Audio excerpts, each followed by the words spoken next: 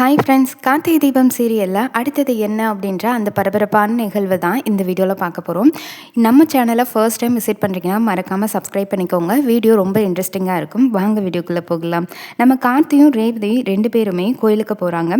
கோயிலுக்கு போய் பாட்டி சொன்ன மாதிரியே விளக்கெல்லாம் ஏற்றி 2 பேருமே அவங்களுக்கு மனசார வேண்டிக்கிறாங்க. ரேவதி நல்லாவே மனசார வேண்டிக்கிட்டு குளத்தில் இருக்கக்கூடிய தண்ணீரில் அந்த விளக்கையும் விடுறாங்க. இந்த விளக்கு கடைசி வரைக்கும் அணையாமல் நீங்கள் தான் பார்த்துக்கணும் அப்படிங்கிற மாதிரியும் வேண்டிக்கிறாங்க. என்னதான் நம்ம ரேவதி தைரியமாக வெளியில் இருந்தாலும் உள்ளுக்குள்ளே ரொம்ப பயமாக தான் இருக்குது. ஏன்னா எங்கே நம்ம மாமா கிட்ட இருந்து நம்மளை பிரிச்சுருவாங்களோ, எங்கே கார்த்தி மாமா நம்மளை விட்டு போயிடுவாங்களோ அப்படின்ற ஒரு பயம் அவங்கக்கிட்ட இருந்துக்கிட்டே தான் இருக்குது. அப்போது ஹீரோ கார்த்தி ரேவதியை பார்த்து கேட்குறாங்க, என்னாச்சு ரேவதி, ஏன் ஒரு மாதிரி இருக்க அப்படின்னு கேட்குறாங்க. அதை கேட்டதுமே ரேவதி சொல்கிறாங்க, தெரியல மாமா, எனக்கு ரொம்ப பயமாக இருக்குது. எங்கள் அம்மா நம்ம 2 பேரையும் பிரிச்சுருவாங்களோ, சும்மா இருக்க மாட்டாங்களோ, ஏதாவது திட்டம் திட்டுவாங்களோன்னு பயமாக இருக்குது மாமா. கண்டிப்பாக சித்தி அம்மா 2 பேருமே நம்மளை சேர்ந்து ஒன்றா வாழ விட மாட்டாங்க மாமா. 2 பேரையும் பிரிக்கிறதுக்காக என்ன லெவலுக்கு வேணாலும் போவாங்க. இது எல்லாத்தையும் நினச்சாலே எனக்கு நைட்டு ஒழுங்காக தூக்கம் கூட வரமாட்டேங்குது மாமா அப்படின்னு சொல்லி ரேவதி ரொம்ப ஃபீல் பண்ணுறாங்க. அதுக்கு கார்த்தி சொல்கிறாங்க, இங்கே பாரு ரேவதி, நீ தேவையில்லாததெல்லாம் போட்டு நினச்சிட்டு இருக்காத. இப்படி நினச்சிட்டே இருந்த அப்படின்னா கண்டிப்பாக நிம்மதியாக இருக்க முடியாது. யார் என்ன நினச்சாலும் என்னையும் யாராலையும் பிரிக்க முடியாது. நான் உன் கூட தான் இருப்பேன், கவலைப்படாத அப்படின்னு சொல்லி நம்ம ரேவதிக்கு சொல்கிறாங்க. உடனே ரேவதி சொல்கிறாங்க, சரிங்க மாமா, அந்த நம்பிக்கையில் தான் நானும் இருக்கேன் அப்படின்னு சொல்லிட்டு வாங்க அப்படின்னு சொல்லிட்டு 2 பேரும் போகிறாங்க. அப்புறம் கார்த்தி சொல்கிறப்பல, நான் உனக்காக கட்டின வீட்டுக்கு நம்ம இனிமேல் போயிடலாம் அப்படின்ற மாதிரி சொல்கிறாங்க. அதுக்கு ரேவதி சொல்கிறாங்க, சரிங்க மாமா, எனக்கு வீட்டில் இருக்கிற எல்லாரையும் பார்க்கணும் போல தோணுது மாமா. அவங்க எல்லாரையும் கூப்பிட்டு விருந்து வைக்கலாமா மாமா அப்படின்னு சொல்லி சொல்கிறாங்க. அதுக்கு கார்த்தி, இதில் என்ன இருக்குது, தாராளமாக வைக்கலாம் அப்படின்னு சொல்லிட்டு உடனே நான் ஃபோன் பண்ணுறேன்னு அவங்க மயில் வாங்கினதுக்கும் ஃபோன் பண்ணுறாங்க. அவர் மயில் வாங்கணும் ஃபோனை அட்டன் பண்ணிவிட்டு, சொல்லுங்கள் சகல அப்படின்னு சொல்லி கேட்குறாரு. இந்த மாதிரி ரேவதி உங்களை எல்லாரையும் பார்க்கணுன்னு ரொம்ப ஆசைப்பட்றா, வீட்டுக்கு வர முடியுமா, நான் கட்டின புது வீட்டுக்கே வந்துடுங்க அப்படின்னு சொல்லி சொல்கிறாங்க. சரி சகல, எங்களுக்குமே ரேவதியை பார்க்கணுன்னு ரொம்ப ஆசையாக தான் இருக்குது, ரொம்ப நாளாச்சு அவளை பார்த்து அப்படின்னு சொல்லிட்டு நாங்கள் வந்துடுறோன்னு சொல்லி ஃபோனை கட் பண்ணுறாரு. கட் பண்ணிவிட்டு இங்கே வந்து ராஜராஜன், ஸ்வாதி எல்லாத்தையுமே இந்த விஷயத்த சொல்கிறாரு. எல்லாருமே இதை கேட்டதும் சரி ஓகே நம்ம எல்லாருமே போகலாம் அப்படின்னு சொல்லி ஒரு முடிவு பண்ணிடுறாங்க. ஆனால் ராஜராஜன் சொல்கிறாரு, எனக்குமே பார்க்கணுன்னு ஆசையாக தான் இருக்குது, ஆனால் உன் அத்தைக்கு தெரிஞ்சால் அவ்வளவுதான் அப்படிங்கிற மாதிரி சொல்கிறாரு. அதுக்கு மயில் வாங்கன்னு சொல்லுவார், நீங்கள் எதுக்கு மாமா கவலைப்படுறீங்க, நம்ம எல்லாம் கோயிலுக்கு போகிறோம் அப்படின்னு சொல்லிட்டு போய் சொல்லி நம்ம ரேவதியை பார்க்க போகலாம் அப்படின்ற மாதிரி சொல்கிறாரு. உடனே ராஜராஜன், இதுவும் நல்ல ஐடியா தான் இருக்குது அப்படின்னு சொல்லிட்டு, சரி நான் சாமுண்டீஸ்வர்கிட்ட போய் நான் சொல்லிவிட்டு அவளையும் நம்ம கோயிலுக்கு போகிற மாதிரி கூப்பிடலாம், இல்லை அப்படின்னா அது டவுட் வந்துடும் அப்படின்னு சொல்லிட்டு, சாமுண்டீஸ்வரியும் நீயும் வரியா கோயிலுக்கு அப்படின்னு சொல்லி ராஜராஜன் கேட்குறாரு. நாளைக்கு போகிறோம் அப்படின்னு சொல்லிட்டு. அதுக்கு சாமுண்டீஸ்வரி யோசித்துட்டு, இப்போ என்ன திடீர்னு கோயிலுக்குன்னா போகணும், நானாக வரல அப்படின்ற மாதிரி சொல்கிறாங்க. உடனே இந்த பக்கத்து சந்திராவுக்கு டவுட் வருது, எனக்கு என்னமோ இதெல்லாம் கோயிலுக்கு போகிற மாதிரி தெரியலையே, வேறு எங்கேயோ போகிறாங்கன்னு நினைக்கிறேன், ஒருவேளை ரேவதியை பார்க்க தான் போகிறாங்க போல் அப்படிங்கிற மாதிரி சந்திராவுக்கு அப்போவே டவுட் வந்துடுது. இந்த சைடு நம்ம வயல் வாங்கணும் சொல்கிறாங்க. சரி மாமா, அவங்க வரலைன்னா என்ன மாமா, நீங்கள் நான் ரோஹிணி ஸ்வாதி எல்லாருமே போயிட்டு வரலாம் அப்படின்ற மாதிரி சொல்லிட்டு எல்லாருமே மறுநாள் காலையில் கிளம்புறாங்க. அப்போ தான் சந்திரா வந்து எல்லாத்தையுமே பார்க்குறாங்க. இவங்க எல்லாம் கோயிலுக்கு போகிற மாதிரி தெரியலையே, அக்கா கிட்ட இதை பற்றி சொல்லுவோம் அப்படின்னு நேராக சாமுண்டீஸ்வரிட்ட போய் இந்த நடந்தது எல்லாத்தையும் சொல்கிறாங்க. அக்கா நீ என்ன நினைக்கிற, இவங்கெல்லாம் கோயிலுக்கு போகிறாங்கன்னு நீ நினைக்கிறியா, கண்டிப்பாக இல்லவே இல்லை, அவங்க யாருமே கோயிலுக்கு போகல, நம்மக்கிட்ட போய் சொல்லிட்டு ரேவதியை பார்க்குறதுக்காக எல்லாரும் போகிறாங்கக்கா அப்படிங்கிற மாதிரி தான் எனக்கு தோணுது. அதுக்கு நம்ம சாமுண்டீஸ்வரி சொல்கிறாங்க, எனக்கு நல்லாவே தெரியும் சந்திரா, அவங்க எல்லாருமே என்னை ஏமாத்திட்டு தான் இருக்காங்க அப்படின்னு சாமுண்டீஸ்வரி சொல்கிறாங்க. அதுக்கு சந்திரா சொல்கிறாங்க, இவங்க யாருமே உனக்கு சப்போர்ட்டாகவே இல்லைக்கா அப்படின்னு சொல்கிறாங்க. அதுக்கு சாமுண்டீஸ்வரி சொல்கிறாங்க, இவங்க யாருமே எனக்கு சப்போர்ட்டாக இல்லைன்னா விடு அப்படின்னு சாமுண்டீஸ்வரி சொல்கிறாங்க. அதுக்கு சந்திரா சொல்கிறாங்க, நீ எதுக்குமே கவலைப்படாதக்கா, நான் உன் கூட தான் இருக்கேன் அப்படின்னு சொல்கிறாங்க.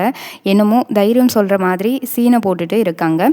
இன்னொரு பக்கம் மயில் வாகனன், ராஜராஜன், ஸ்வாதி, ரோஹிணி இவங்க எல்லாருமே ரேவதியை பார்க்குறதுக்காக போகிறாங்க. அங்கே ரேவதியை பார்த்ததுமே எல்லாருமே ரொம்ப சந்தோஷமாகறாங்க. நம்ம ரேவதியும் எல்லாரும் அந்த சந்தோஷத்தில் ரொம்ப துள்ளி குதிக்கிறாங்க அப்படின்னே சொல்லலாம்.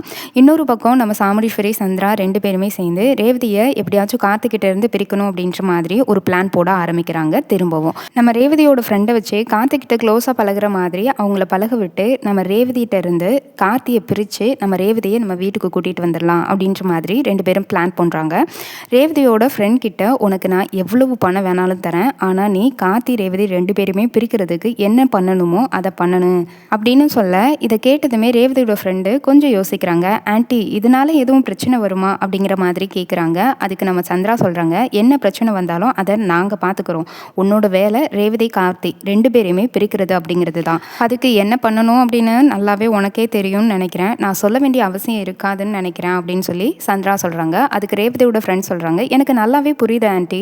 கண்டிப்பாக நான் கார்த்திகிட்ட இருந்து ரேவதியை பிரிப்பேன். இதுக்கு கார்த்திகோட நான் க்ளோஸாக இருக்கிற மாதிரி பழகினாலே போதும். கண்டிப்பாக ரேவதி அந்த கார்த்தி மேலே இருக்க கோவத்தில் வீட்டை விட்டு கிளம்பி வந்துடுவா அப்படிங்கிற மாதிரி சொல்ல, இதை கேட்டதும் நம்ம சந்திரா சொல்கிறாங்க, நீ கார்த்தியை அவ்வளோ ஈஸியாக எடுத்துக்காத, அவங்கிட்ட நெருங்க கூட முடியாது அப்படிங்கிற மாதிரி சொல்ல, அதுக்கு ரேவதியோட ஃப்ரெண்ட் சொல்கிறாங்க, என்ன ஆண்டி நினச்சிட்டு இருக்கீங்க, என்கிட்டயே இப்படின்னா சொல்கிறீங்களா, என்னால் முடியாதுன்னு ஏதாவது இருக்கா என்ன, நான் முடிச்சு காமிக்கிறேன் பாருங்க அப்படின்னு சொல்லி நான் பார்த்துக்கிறேன் அப்படின்னு சொல்கிறாங்க. அதுக்கப்புறம் தான் உங்களுக்கு என்னை பற்றி தெரியும், நீங்கள் என்னை பற்றி அப்புறம் என்ன சொல்கிறீங்கன்னு பாருங்க அப்படின்னு சொல்லி ரேவதி ஃப்ரெண்ட் சொல்கிறாங்க. இதெல்லாம் கேட்டுட்டு சாமுண்டீஸ்வரி சொல்கிறாங்க, இங்கே பாருமா, நாங்கள் உன்னையே தான் நம்பி இருக்கோம். எப்படியாச்சும் என் பொண்ணை என் வீட்டுக்கு திரும்பி வரணும். அது வரைக்கும் உனக்கு என்ன தேவையோ எல்லாத்தையுமே நான் செஞ்சிடுறேன் அப்படிங்கிற மாதிரி சாமுண்டீஸ்வரி சொல்கிறாங்க. இதை கேட்டதும் ரேவதியோட ஃப்ரெண்டு பணத்தாசையில் எல்லாத்துக்குமே ஒத்துக்கிறாங்க. இன்னொரு சைடு நம்ம ரேவதி வீட்டோட அட்ரஸ் எல்லாம் கொடுத்துருக்காங்க. அந்த அட்ரஸை வாங்கிட்டு ரேவதியோட வீட்டுக்கு மார்வேஷத்தில் அந்த பொண்ணு போகிறாங்க. அங்கே போயிட்டு துப்பாக்கி முனையில் ரேவதியோடைய தலையில் கை வச்சு அவங்கள மிரட்டிட்டு இருக்காங்க. அதை பார்த்து நம்ம ஹீரோ கார்த்தி அவங்க கையில் ஏதோ ஒரு பொருளை போட்டு அந்த துப்பாக்கியை கீழே விழ வைக்கிறாரு. அப்போ தான் அந்த மாஸ்கை ரிமூவ் பண்ணுறாங்க. அப்போ தான் நம்ம ரேவதிக்கு தெரிய வருது, இது நம்மளோட ஃப்ரெண்டாச்சே அப்படின்னு. உடனே ரேவதி சொல்கிறாங்க, என்னடி இது, என்ன சர்ப்ரைஸ் இது அப்படின்னு சொல்லி கேட்குறாங்க. உடனே 2 பேரும் ரொம்ப க்ளோஸாக இருக்கிறாங்க. இதை பார்த்ததுமே ராஜராஜன் சொல்கிறாங்க, என்னம்மா நீ வேஷத்துலலாம் வந்திருக்க, இப்படி எல்லாத்தையும் பயமுறுத்திட்டியம்மா அப்படிங்கிற மாதிரி சொல்ல, அதுக்கு ரேவதி ஃப்ரெண்ட் சொல்கிறாங்க, சாரி அங்கிள், எனக்கு ரேவதினா ரொம்ப பிடிக்கும், நானும் அவ்வளவு க்ளோஸாக தான் இருந்தோம், எங்கள் 2 பேருடைய ஃப்ரெண்ட்ஷிப்பு அவ்வளோ க்ளோஸாக இருக்கும், அவளுக்கு ஒரு சின்ன சர்ப்ரைஸ் கொடுக்கலாம் அப்படின்னு சொல்லிட்டு தான் நான் இந்த மாதிரி மாறு வேஷத்தில் வந்தேன் அப்படின்னு சொல்கிறாங்க. இதை கேட்டதும் ரேவதி சொல்கிறாங்க, அதுக்குன்னு நீ இப்படியா பயமுறுத்துருவ அப்படின்னு சொல்கிறாங்க. அப்புறம் 2 பேருமே நல்லா க்ளோஸாக பேசிகிட்டு இருக்காங்க. அப்போ ரேவதியோட ஃப்ரெண்டு மனசுக்குள்ளே நினைக்கிறாங்க, சாரி ரேவதி, நான் இப்போது உன்னோட ஃப்ரெண்டாக வரல, உன்னோட வாழ்க்கையை கலைக்கிறதுக்காக வந்திருக்கேன், என்ன பண்ணுறது, உன்னைய உங்கள் அம்மா கிட்ட சேர்த்து வைக்கணும் அப்படின்னு நான் பணத்தை வாங்கியிருக்கேன் அப்படின்னு சொல்லி மனசுக்குள்ளே நினைக்கிறாங்க. அதுக்கேற்ற மாதிரி நடந்துக்கிட்டாதான் நல்லது அப்படிங்கிறத மாதிரியும் அவங்க மனசுலேயே நினைக்கிறாங்க. ரேவதி சொல்கிறாங்க, என்னடி ரொம்ப யோசனையில் இருக்க போல அப்படிங்கிற மாதிரி கேட்குறாங்க. அதுக்கு அவங்க ஃப்ரெண்ட் சொல்கிறாங்க, சரி ரேவதி, இந்த வீடு யாரோடது அப்படின்ற மாதிரி கேட்குறாங்க. அதுக்கு நம்ம ரேவதி சொல்கிறாங்க, என்னோட புருஷன் எனக்காக பார்த்து கட்டின வீடு தான் இந்த வீடு அப்படின்ற மாதிரி சொல்கிறாங்க. அதை கேட்டதும் ரேவதியோட ஃப்ரெண்டு நினைக்கிறாங்க, ஓஹோ, அப்போது ரேவதி மேலே இவர் உயிரே வச்சுருக்காரு போல், பரவாயில்ல, நான் வந்துட்டேன்ல, நான் இனிமேல் அவங்க 2 பேர் உயிரையும் பிரிக்காமல் விட மாட்டேன் அப்படின்னு சொல்லி மனசுக்குள்ளே நினைக்கிறாங்க. எப்படியும் உங்கள் 2 பேரையும் ஈஸியாக பிரிச்சிடலாம் அப்படின்னு சொல்லி ஒரு பக்கம் நினச்சிட்டு இருக்காங்க. ஆனால் இது எல்லாத்தையுமே பார்த்துட்டு நம்ம கார்த்தி உள்ளுக்குள்ளே ஒரு டவுட் வருது, என்னது இது, இவ்வளவு நாள் இல்லாமல் கரெக்டாக ரேவதி நம்ம கூட வாழ வரா அப்படின்றப்ப அதை தெரிஞ்சு எப்படி இவ குறுக்கால வருவா, ஒன்றுமே புரியலையே அப்படின்னு சொல்லி நம்ம கார்த்தி நினச்சிட்டு இருக்காரு. இன்னொரு பக்கம் அவருக்கு சாமுண்டீஸ்வரி மேலேயும் ஒரு டவுட் வருது, ஒருவேளை இது நம்ம சாமுண்டீஸ்வரி அத்தை தான் அழிச்சு விட்ட ஆளாக இருக்குமோ அப்படிங்கிற மாதிரியும் கார்த்தி நல்லாவே டவுட் வருது. அப்போ தான் நம்ம ரேவதி கிட்ட ரேவதியோட ஃப்ரெண்ட் சொல்கிறாங்க, ரேவதி, நான் இங்கே கொஞ்சம் படிக்கிறதுக்காக வந்திருக்கேன், அதனால் ரூம் தேடிட்டு இருந்தேன், ரூம் எங்கேயுமே கிடைக்கல, சரி நான் உன் கூடவே இருந்துக்கிறவா, உன் கூட தங்கலாமா அப்படின்ற மாதிரி கேட்குறாங்க. அதுக்கு ரேவதி சொல்கிறாங்க, என்னடி கேட்குற, நீ தாராளமாக என் கூடவே தங்கிக்கலாம் அப்படின்ற மாதிரி சொல்கிறாங்க. நம்மளோட கார்த்திக்கு இன்னுமே டவுட் அதிகமாகுது. அந்த டவுட்டோட பக்கத்தில் இருக்கக்கூடிய மயில் வாகனத்தை பார்த்து, எனக்கு என்னமோ இந்த பொண்ணு ரேவதியை பார்க்க வந்த மாதிரி தெரியல அப்படிங்கிற மாதிரி சொல்கிறாரு.